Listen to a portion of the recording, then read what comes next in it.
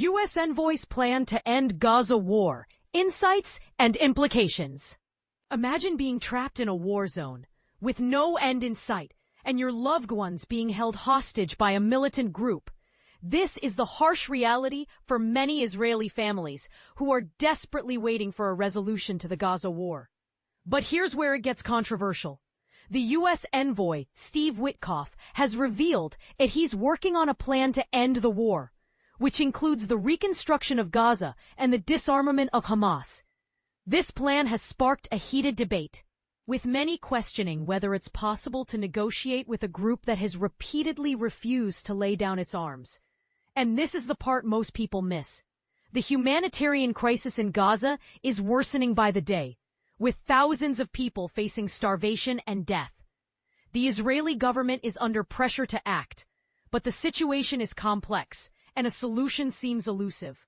In a recent meeting with the families of hostages, Witkoff assured them that he is working tirelessly to secure the release of their loved ones. He stated that the plan, which is being developed in collaboration with the Israeli government, aims to reconstruct Gaza and effectively bring an end to the war.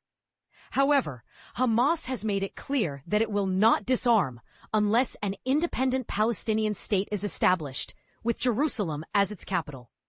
This demand has been repeatedly rejected by Israel, leading to a stalemate in negotiations. The situation is further complicated by the fact that Hamas has released disturbing videos of Israeli hostages, showing them in a desperate state, with some even being forced to dig their own graves. The Israeli government has condemned these actions as sadistic abuse and has called on the international community to intervene. Meanwhile, the U.S. envoy has been visiting Israel, meeting with Prime Minister Netanyahu, and discussing ways to move forward. The talks have focused on the need to release all hostages, disarm Hamas, and demilitarize the Gaza Strip. But here's the question. Can this plan really work, or is it just a pipe dream? The international community is watching with bated breath as the situation in Gaza continues to deteriorate. The World Health Organization has warned of a man-made mass starvation in Gaza, with thousands of people at risk of dying from hunger and disease. The Israeli government has announced plans to allow more aid into the enclave, but the UN has stated that this is insufficient and that a more comprehensive solution is needed. As the crisis deepens, one thing is clear. The international community must come together to find a solution. The question is, what will it take to bring peace to the region? And how can we ensure that the rights and dignity of all people are respected? The answer is not simple, but one thing is certain.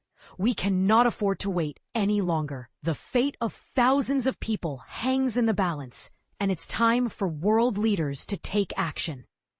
So we ask you, what do you think is the key to resolving the Gaza crisis? Do you believe that the U.S. envoy's plan can work? Or do you think that a different approach is needed? Share your thoughts and let's start a conversation. U.S. Envoy's Sanitized Gaza Tour. Hope or hype for peace and humanitarian relief. Amidst the ongoing crisis in Gaza, the United States appears to be unveiling a new strategy despite the sanitized nature of Steve Witkoff's recent visit as Trump's peace envoy. This pattern of high-profile talks followed by little to no substantive change is all too familiar.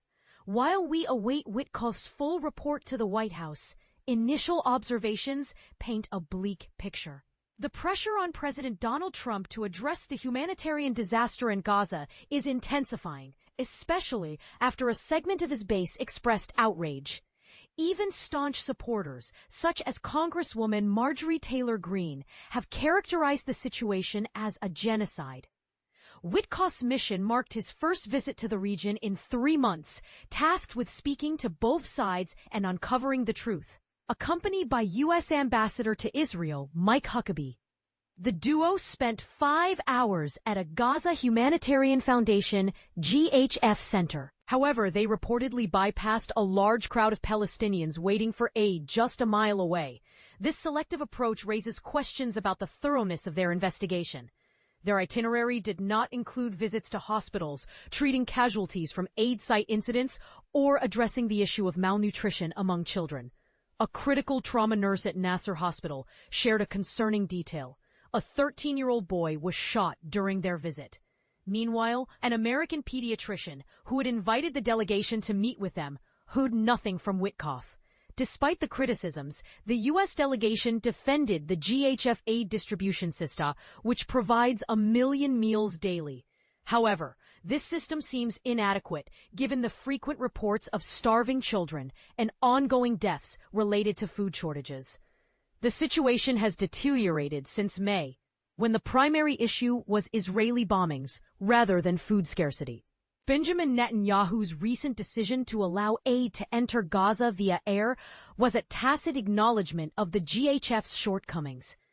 Currently, approximately 30 lorries are entering Gaza daily, up from 5 previously. Still, this number falls far short of the 600 lorries needed. The process involves complex clearances and coordination with the Israeli Defense Forces, IDF, amid conflict zones, often resulting in refusals without explanation. During his subsequent meeting with hostage families, Witkoff outlined a potential solution: bringing all hostages home in one deal, disarming Hamas, and ending the conflict. However, Hamas swiftly dismissed this proposal, demanding an independent Palestinian state as a precondition for disarmament. This stance is likely bolstered by recent announcements from key Israeli allies, including the UK, regarding formal recognition of Palestine. The political landscape remains gridlocked, with the current Israeli government seemingly abandoning the two-state solution. The Trump administration's recent boycott of international conferences on the issue further complicates matters. However, there is a glimmer of hope as Saudi Arabia, Qatar, and Egypt joined a UN resolution calling for Hamas to disarm and cede control of Gaza, marking a significant shift in regional dynamics. While the U.S. delegation's intentions may be noble, the reality on the ground remains dire. Both Israeli hostages and Palestinians in Gaza continue to suffer, highlighting the urgent need for a comprehensive and effective resolution.